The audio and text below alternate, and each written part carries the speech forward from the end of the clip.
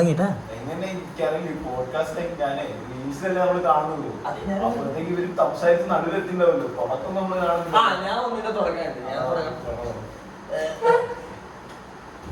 മലയാളല്ലേ English അല്ലോ. English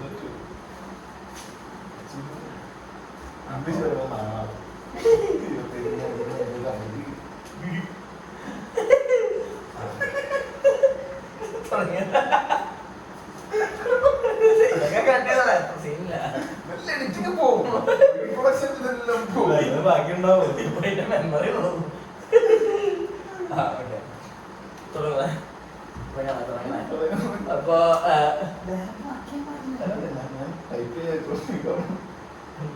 റിസർച്ചൊക്കെ വന്നാ okay. അപ്പൊ നമ്മൾ ഇന്ന്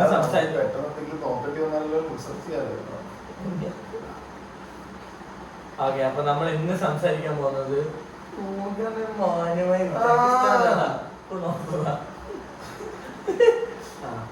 അപ്പൊ നമ്മൾ ഇന്ന് ഡിസ്കസ് ചെയ്യാൻ പോകുന്നത് കിഷ്കിന്ദ കാണ്ടും എക്കോ എന്ന് പറഞ്ഞ പടം തമ്മിലുള്ള ഇത് എന്ത് ആർക്കൊക്കെ എന്തൊക്കെ ഇഷ്ടമായി, എന്തിലൊക്കെ മുന്നിട്ട് നിൽക്കുന്നു തോന്നി, അങ്ങനെയൊക്കെയുള്ള ഇതാണ്. അപ്പൊ ആദ്യം എബി തുടങ്ങിക്കോളും. കട്ടികൾ പറ്റില്ല ഇതൊക്കെ അതിനോടൊക്കെ. ഓക്കെ, എന്നാ രാഹുൽ സീറ്റ് തുടങ്ങിക്കോളും. എനിക്ക് ബാധിച്ച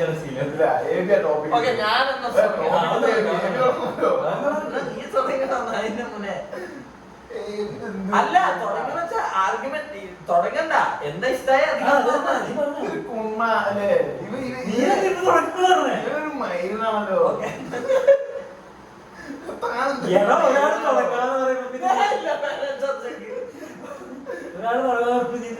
ഞാൻ ഇൻട്രസ്റ്റ് ഞാൻ തുടങ്ങുന്നത്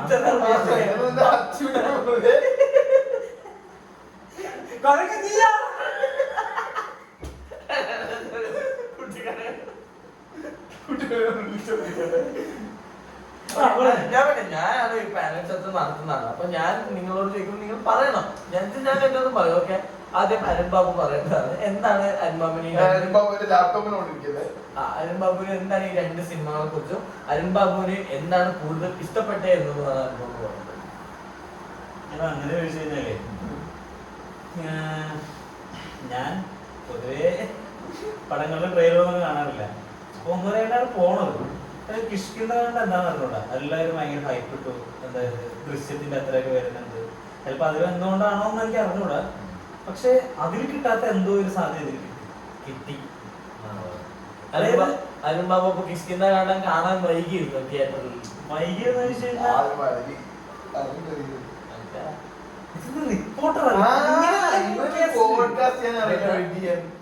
മൈക്കൊക്കെ ഉണ്ടാവില്ലേ പോഡ്കാസ്റ്റില്? മൈക്ക് ഉണ്ടാവും. മൈക്ക് വെച്ച് ഒരാൾ നിൽക്കൂല.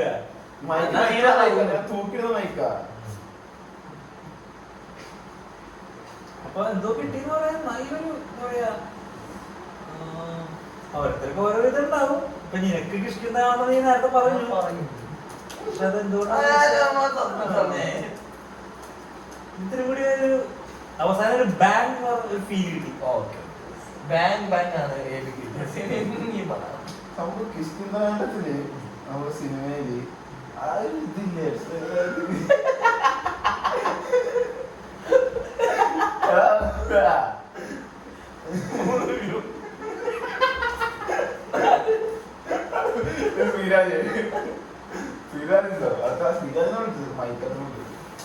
അതല്ല കിഷ്കിന്ദാണ്ടോ ഭയങ്കര ഇതല്ലേ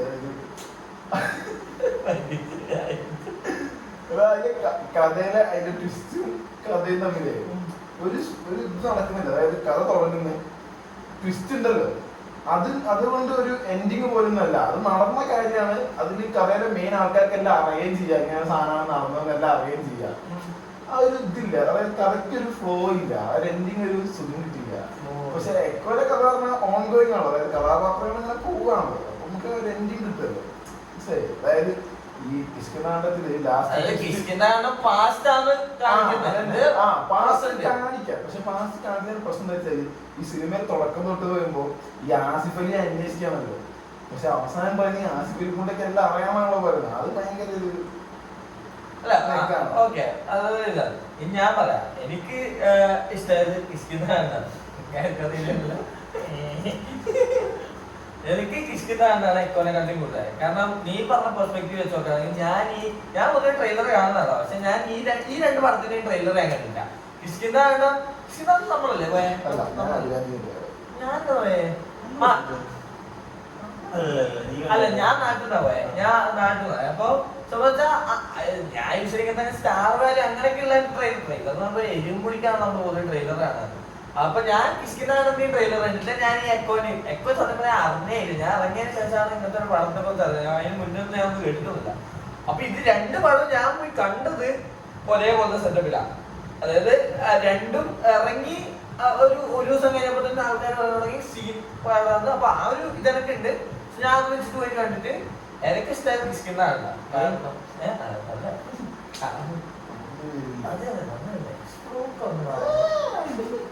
അതല്ലേ അപ്പൊ കിഷ്കിന്താണ് എനിക്ക് അധികം ഇഷ്ടമാണ്. കാരണം വെച്ചാല് കിഷ്കിന്താണ്ടില് അതായത് ഒരു ഇന്റർവെല്ലിന് ശേഷമെല്ലാം അവസാനം വരെ നമുക്ക് ഒന്നും മനസ്സിലാവില്ല. അതായത് ഇത് എന്താ നടക്കുന്നത്. അതായത് ഒരു പോയിന്റില് എന്തായാലും ഓഡിയൻസ് എല്ലാരും വിജയരാഘവനെ തന്നെ ഇതാക്കും, സംശയിക്കും. കാരണം അയാൾ ഓർമ്മയില്ലാണ്ട് അയാൾ തന്നെയാണ് ആ ചെക്കനെ പിടിച്ച് മണ്ടിയെന്ന് വിചാരിച്ച് ചെക്കനെ പിടിച്ച് കൊന്നതെന്ന് വിചാരിച്ചിട്ട് നമ്മളെല്ലാം ചിന്ത അങ്ങോട്ട് പോകും. പക്ഷെ ആ സിനിമയിൽ ലാസ്റ്റ് ഒരു 20-25 മിനിറ്റില് ആ സിനിമയില് മുന്നേ എന്തൊക്കെ കാണിച്ചിനോ അതിനൊക്കെ പക്ക ലോജിക് ഉണ്ടെന്ന് കാണിക്കുന്ന ഒരു അൺഫോൾഡിങ് ആണ് ലാസ്റ്റ് ആ സിനിമയാണ്. അതൊക്കെ ഭയങ്കര ഇഷ്ടമായി. അതായത് അവര് അതിൻ്റെ അകത്ത് വെറുതെ ഒന്നും കാണിച്ചില്ല എന്ന് പറയാം.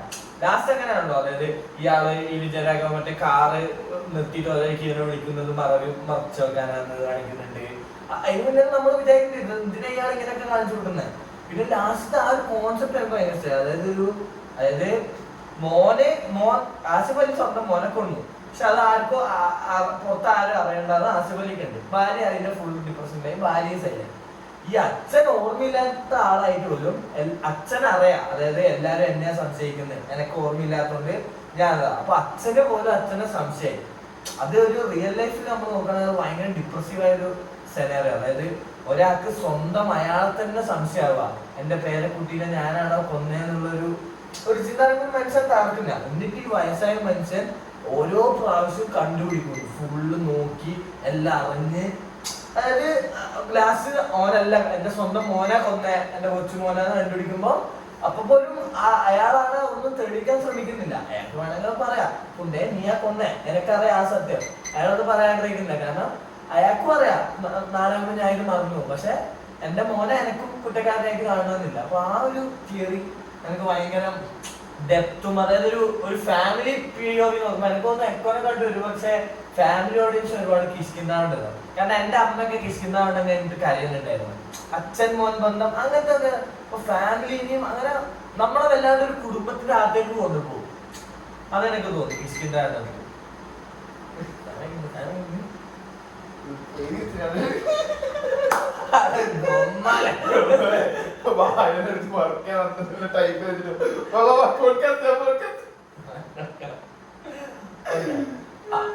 ബാക്കി എക്കോനെ കുറിച്ച് ഞാൻ പിന്നെ പറയാം. ബാക്കി നിങ്ങൾ പറയാം.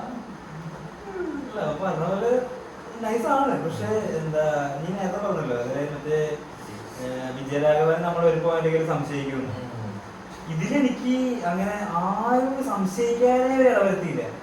പിന്നെ നീ നേരത്തെ പറഞ്ഞ പോലെ ആ ഒരു കേസ് നടന്നു കഴിഞ്ഞിട്ട് ഇത് അൺഫോൾഡിങ് ആണല്ലോ ഇതിന്റെ പരിപാടി. അപ്പൊ ഇതില് ആക്ച്വലി എന്താ പറയാ, നീ അന്ന് കണ്ടുവന്നപ്പോ ലൂപ്പ് ഹോൾസ് ഒക്കെ എന്നൊക്കെ പറഞ്ഞല്ലോ. പക്ഷെ ലൂപ്പ് ഹോൾസ് ആയിട്ട് അങ്ങനെ എനിക്കങ്ങനെ ഫീൽ ചെയ്തില്ല. കാരണം ഇതിന്റെ എഴുത്തുകാരൻ തന്നെ പറയുന്നുണ്ട്, അതായത് ഒന്നും പുള്ളിക്കാരന് സ്പൂൺ ഫീഡ് ചെയ്യാൻ താല്പര്യമില്ല, എല്ലാം ഓപ്പൺ ടു ജഡ്ജ്മെന്റ്. ഇങ്ങനെയാണല്ലോ എപ്പോഴും ഒരു ആർട്ട്. അപ്പൊ ഇതിൽ ആക്ച്വലി എന്താണ് കുറെ കാര്യങ്ങളൊക്കെ സംഭവിച്ചെങ്കിലും ഇപ്പൊ നീ അന്ന് തന്നെ പറഞ്ഞല്ലോ, നീ വന്നപ്പോ പറഞ്ഞു ആ പട്ടി ആരാണ് എന്തിനാണ് ഈ തകരത്തിനെ കൊന്നേന്നുള്ളത്. തകരത്തിനെ കൊന്ന അമ്മ തന്നെ. കാരണം എന്താ വെച്ച് കഴിഞ്ഞാൽ നീ ഇപ്പൊ ചോദിച്ചു വേണമെങ്കിൽ ആ വീട്ടിൽ വന്നപ്പോ കൊല്ലായിരുന്നല്ലോ. ആ വീട്ടിൽ വന്നു കഴിഞ്ഞതിന് ശേഷമാണ് ആ കുരിയച്ച വീട്ടിലേക്ക് വരുന്നത്. അപ്പൊ അമ്മ പറയുന്നുണ്ടല്ലോ, അതായത് നീ വന്നിട്ട് നിങ്ങളോടും കൂടി ചോദിച്ചത് സത്യം അവിടെ ഇല്ലോ എന്ന് അറിയണ്ടായിരുന്നു. അത് കഴിഞ്ഞിട്ടാണ് തകരൻ വീണ്ടും വന്നപ്പോ പറഞ്ഞു വിട്ടത് തകരത്തിന്. അപ്പൊ അങ്ങനെ അതെല്ലാം നമ്മൾ ഇപ്പൊ ആലോചിക്കുമ്പോഴാണ് എല്ലാം കണക്റ്റായി വരുന്നത്. അപ്പൊ അങ്ങനെ നോക്കുമ്പോ അതിൽ കുറെ ലേയേഴ്സ് ഉണ്ട് പടത്തിന്. എനിക്ക് അങ്ങനെ ഫീൽ ചെയ്തു. പക്ഷെ അതിന് ഞാനൊരു ലൂപ്പ് ഹോൾ പറയട്ടെ, ഇപ്പൊ ഓർമ്മ ഉണ്ടാകും. അതായത് തകരത്തിനെ കൊല്ലാൻ വിട്ടല്ലോ പട്ടിയുടെ അടുത്ത്. അപ്പൊ പട്ടി തകര ഉള്ളിടത്ത് പോയല്ലോ. അപ്പൊ തകര അവിടെയുള്ളത് ഈ പെണ്ണുങ്ങൾക്ക് അറിയാലോ, അതിന്റെ പട്ടിനെ പറഞ്ഞിട്ട്.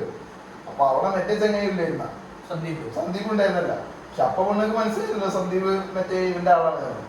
അതെ, അല്ല അത് മനസ്സിലാവേണ്ട കാര്യമില്ലല്ലോ. സന്ദീപ് റാൻഡമായിട്ട് പോയിട്ട് കാണൂലല്ലോ ആരെ തകരത്തിനെ അല്ല, ഒന്നില്ലെങ്കിൽ അവിടെ ഒരു സംശയത്തിന്റെ ഇതൊക്കെ വരും. അതായത് എന്തിന് സന്ദീപ് തകരത്തിന്റെ അടുത്ത് പോകണം? അതിപ്പോ അവനെ കൊല്ലാനായിക്കോട്ടെ, അവന്റെ കൂട്ടുപിടിക്കാനായിക്കോട്ടെ, അതൊന്നൊക്കെ ആവട്ടെ, എന്നാലും തള്ളക്ക് എന്തായാലും ഒരു സംശയം വരണം.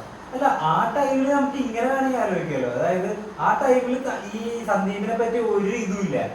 ആ ടൈമില് സന്ദീപ് ആക്ച്വലി ആ സ്ത്രീയുടെ ബോഡി ഗാർഡാണ്. അപ്പൊ ആ ടൈമിൽ നമുക്ക് ഇങ്ങനെ ഇന്റർപ്രറ്റ് ചെയ്തൂടെ. അതായത് തകജം വേണമെങ്കിൽ ആ സ്ത്രീയെ കൊല്ലാൻ വന്നതാണെങ്കിലോ, അപ്പൊ ആ സ്ത്രീന്റെ സേഫ് ബോഡി ഗാർഡ് പോലെ സേഫ് ചെയ്യാൻ വേണ്ടിട്ടാണെങ്കിലോ ഇവൻ നോക്കണമെങ്കിൽ. തകജ ആദ്യം ഒരു മറ്റേ അങ്ങനത്തെ ക്യാരക്ടർ അല്ല, തകജം ബ്രീഡ് ചെയ്യാൻ പട്ടിയെ കൊണ്ടുവരുന്നത്. അതെ, ബ്രീഡ് ചെയ്യാൻ പട്ടീനെ കൊണ്ടുവന്ന ആൾക്ക് എന്തോ ഒരു നിഗൂഢത ഉള്ള രീതിയിലാണല്ലോ കാണിക്കുന്നത്. കാരണം പിന്നെ പറയുന്നത് അയാൾ ഒരു 2 ആഴ്ച 3 ആഴ്ച കഴിഞ്ഞപ്പോഴേ മരിച്ചു പോയിന്നാ. അതെങ്ങനെ മരിച്ചു? അതൊരു നിഗൂഢത അല്ലേ? ആ നിഗൂഢത ഇയാളൊരു 3 ആഴ്ച കഴിഞ്ഞപ്പോഴേക്കും മരിച്ചല്ലോ. അതെ, അല്ല 3 ആഴ്ച ഒന്നും എത്തിയില്ല. അതിന് മുമ്പേ മരിച്ചു. അല്ല, അപ്പൊ അപ്പൊ അതിന് മുന്നേ മരിച്ചപ്പോ അതൊരു നിഗൂഢതയല്ലേ? അപ്പൊ ഇത് ഫുള്ള് മിസ്റ്ററി വെച്ചിട്ടാണ് പ്ലോട്ട് മുമ്പോട്ട് പോകണേ. അപ്പൊ ഇപ്പൊ ആ സമയത്ത് അയാൾക്ക് മിസ്റ്ററി ആയതുകൊണ്ട് അയാളെ നമുക്ക് എങ്ങനെ വേണമെങ്കിലും ചിലപ്പോ കൊല്ലാൻ വന്നതാണോ എങ്ങനെ വേണമെങ്കിൽ ഇന്റർപ്രറ്റ് ചെയ്യാലോ. പിന്നെ ആ സമയത്ത് ഇവരെങ്ങനെ ഇങ്ങനെ പോകുമ്പോൾ നമുക്ക് ഒബ്വിയസ്ലി അങ്ങനെ തോന്നുള്ളൂ. എനിക്ക് എങ്ങനെ തോന്നിയത് സംഭവം കിഷ്കിന്താണ്ടത്തില് പിന്നെ ഓൾറെഡി നടന്ന കഥയാണ്. അതായത് പറയട്ടെ അതായത് കിഷ്കിന്താണ്ടത്തില് ഇപ്പൊ ആകെ ഈ അപർണ ബാലമുരളിയുടെ ക്യാരക്ടറിന് മാത്രമേ എന്താ നടക്കുന്നത് അറിയാത്തുള്ളൂ. വേറെ എല്ലാവർക്കും അറിയാം. അപ്പൊ നമുക്ക് അതന്നെ ആസിഫ് അലിക്കും അറിയാം. അതായത് ഒരു 3 പേരാണല്ലോ മെയിൻ ആയിട്ടുള്ള ആൾക്കാർ. ഈ 3 പേരിൽ ഇവർക്ക് 2 പേർക്കും, അതായത് ആസിഫ് അലിക്കും അറിയാം, വിജയരാഘവൻ അറിയാം, ഇവർക്ക് മാത്രമാണ് അറിയാത്തത്. അപ്പൊ ഇവള് ഈ വിജയരാഘവൻ ഓരോന്ന് ചെയ്യുന്നത് ഇങ്ങനെ ആസിഫിന്റെ അടുത്ത് ഒന്ന് പറയുമ്പോൾ ആസിഫ് അലിക്ക് എല്ലാം അറിയാതെ. അപ്പൊ ആസിഫ് അലി ഓരോന്ന് പറഞ്ഞ് സൈഡാക്കുന്നുണ്ടെങ്കിലും എല്ലാം ആസിഫ് അലിക്ക് അറിയാം. അപ്പൊ നമുക്ക് കിഷ്കിന്നോടത്തിൽ അങ്ങനത്തെ ഒരു പോയിന്റ് പറയാനില്ല. അതായത് പ്ലോട്ട് ഹോൾ പറയാനില്ല. കാരണം എന്ത് പറഞ്ഞാലും നമുക്ക് അറിയാം, ആസിഫ് അലിക്ക് ആദ്യം അറിയാവുന്നതാണ് അങ്ങനെ പറഞ്ഞത് നമുക്ക് വേണമെങ്കിൽ പറയാം. പക്ഷെ ഇതിന്റെ എന്താന്ന് വെച്ച് കഴിഞ്ഞാല് ഇതിന്റെ അകത്ത് ആ ടൈലന്റിലെ ട്വിസ്റ്റ് എന്ന് പറഞ്ഞാൽ പറ്റി, അതായത് കിഷ്കിന്നോടത്തിലെ ട്വിസ്റ്റ് എന്ന് പറഞ്ഞാൽ ഈ ആസിഫ് അലിക്ക് അറിയാം. അതായത് അന്വേഷിക്കുന്ന ആൾക്കെന്നെ അറിയുന്ന ട്വിസ്റ്റാണ്. ഒരുമാതിരി മറ്റേ മുംബൈ പോലീസ് എല്ലാം പോലെ റഹ്മാൻ അറിയാന്നുള്ളൊരു ലെവലാണ്. പക്ഷെ ഇതിലെന്താന്ന് വെച്ച് കഴിഞ്ഞാല് ആർക്കും അറിയില്ല. അതായത് ആ പെണ്ണുങ്ങൾക്ക് മാത്രമേ അറിയൂ. ആ കഥയിലുള്ള വേറെ എല്ലാവരും അന്വേഷിക്കുക. അതെ, അതായത് ഈ ആസിഫിനെ പോലെ ചെങ്ങായി ഇല്ല ഇതിനകത്ത്. അതന്നെ ഇപ്പൊ വിജയരാഘവൻ പെണ്ണുങ്ങൾ ആദ്യം അയാളെ ഗുഹയിലാക്കി. പെണ്ണുങ്ങൾക്ക് അറിയാം പെണ്ണുങ്ങളെ അടുത്ത് എത്ര നാളായിട്ട് പോലീസും ഞാനല്ലാന്ന്. ഈ കിഷ്കിന്താണ്ടത്തിലെ കഥ എങ്ങനെയാ പോകുന്നത്? അതായത് ഈ വിജയരാഘവൻ ഇവർ 2 പേരുടെ ഒബ്സർവ് ചെയ്യുന്നതാണല്ലോ. അപ്പൊ വിജയരാഘവൻ അതിൽ മെയിൻ ചെങ്ങായി. അതായത് വിജയരാഘവൻ അതിൽ കഥയുടെ കളിപ്പിട്ടാണെങ്കിലും ഓൻ ഒബ്സർവ് ചെയ്യാം. കഥ മുന്നോട്ട് പോകുന്നത് ഇവർ 2 പേരുടെ. അതിലൊരാൾക്ക് ഫുൾ അറിയാം. പക്ഷെ ഈ എക്കോന്റെ അകത്ത് ഈ പെണ്ണുങ്ങളാണ് ഇത് ചെയ്തതെങ്കിലും കഥ മുന്നോട്ട് പോകുന്നത് ഈ നരേനും തകജവും മറ്റേ ഈ പിയൂസും ഇവരെല്ലാം അന്വേഷിക്കുമ്പോഴാണ്. ഇത് അന്വേഷിക്കുന്ന ആർക്കും അറിയില്ല എന്താ നടന്നത്. അപ്പൊ അതുകൊണ്ടുണ്ടാവുന്ന പ്രശ്നങ്ങളാണ് ഈ പ്ലോട്ട് ഹോൾസ് എല്ലാം വന്നത്. അപ്പൊ പ്രൊട്ടക്ട് ചെയ്യാം. കിഷ്കിന്താണ്ടത്തിലാണ് ഇതിലാണെങ്കിലും ഇതിന്റെ എല്ലാം കോർ എന്താന്ന് വെച്ചാൽ ആ ട്വിസ്റ്റ് പോയി കഴിഞ്ഞാൽ സിനിമ മുമ്പേ പരാജയമാണ്. അപ്പൊ എനിക്ക് നെക്കോൽ എന്തൊക്കെയാണെങ്കിലും എനിക്ക് തോന്നുന്നു ചിലപ്പോൾ ഇവർക്ക് തന്നെ തോന്നിയിട്ടുണ്ടാവും എന്തൊക്കെ പ്ലോട്ട് ഹോൾ ആണെങ്കിലും. പക്ഷെ അത് ആ ട്വിസ്റ്റ് വർക്ക് ചെയ്യണമെങ്കിൽ ആ ഹോൾ വേണം. അതാ ഞാൻ പറഞ്ഞത്. അതായത് കിഷ്കിന്താണ്ടത്തിൽ വെക്കുന്ന സാധനങ്ങളെല്ലാം ആ ക്യാരക്ടേഴ്സ് അതിൽ ഇൻവോൾവ് ആണ്. പക്ഷെ ഇതിനകത്ത് നമ്മളെ പൊട്ടനാക്കാൻ വേണ്ടിട്ട് കുറെ പരിപാടികൾ ചെയ്തിട്ടുണ്ട്. പിന്നെ അതുപോലെ ഇതിലെ സ്റ്റോറിക്ക് ഒരു മീൻസ് കംപ്ലീറ്റിറ്റി ഇല്ലാത്ത പോലെ എനിക്ക് തോന്നി എക്കോലെ കിഷ്കിന്താണ്ടല്ല. കാരണം കിഷ്കിന്താണ്ടത്തിൽ ഇപ്പം അയാളെ ഇപ്പം ഈ വിജയരാഘവനെ ഓർമ്മയില്ലാണ്ടായത് എങ്ങനെ, അയാൾ എന്തായിരുന്നു, അതായത് അതിൽ കാണിക്കുന്ന എല്ലാ ക്യാരക്ടേഴ്സും ഫുള്ള് നമുക്കറിയാം. ആ ക്യാരക്ടേഴ്സിനെ കുറിച്ച് എല്ലാം നമുക്കറിയാം. ഇതിനകത്ത് പക്ഷെ ഇതിന്റെ ഒരു നിരയാണ്. അതായത് നരേൻ എന്തിനു മുമ്പിന്ന് അറിയില്ല, ഈ പോലീസുകാർ എന്തിനാണ്, അതായത് എല്ലാം പറയുന്നുണ്ട് ഇയാള് കുര്യച്ചൻ വലിയ ഫ്രോഡാണ്, കുര്യച്ചൻ ഒരു കുറുപ്പ് പോലത്തെ സെറ്റപ്പാണ്, കുര്യച്ചൻ എല്ലാരും പറ്റിക്കുമെന്ന് അറിയില്ല, എന്ത് പറ്റിച്ചു എന്ന് അറിയില്ല, എങ്ങനെ അറ്റ്ലീസ്റ്റ് ഓക്കെ നരേൻ മെയിൻ ആണല്ലോ. ബാക്കി കേരള പോലീസിനെ ഒപ്പിപ്പിച്ചത് പോട്ടെ, അതൊക്കെ വിനീതിനെ തകജത്തെ ഒപ്പിപ്പിച്ചത് പോട്ടെ, അറ്റ്ലീസ്റ്റ് ഒരു ടീമിനെ ഒപ്പിപ്പിച്ചൊക്കെ പറയരുത്. Eko infinite chronicles of Kuriachan അല്ല. പക്ഷെ എന്താ അല്ല അതിനെന്താന്ന് വെച്ച് കഴിഞ്ഞാൽ പുള്ളി എല്ലാവരും പറ്റിച്ചിട്ടുണ്ട്. അതെ, ഈ ഈ കഥേനെ എക്കോ പറഞ്ഞ കഥ വെച്ച് നോക്കുമ്പോ അതിൽ നരേനെ ഊമ്പിച്ചത് എന്തിനു വേണ്ടിയാണ് അത് കഥേനെ ബാധിക്കുന്നില്ല. അതാണ്. നരേനെ ഊമ്പിച്ചു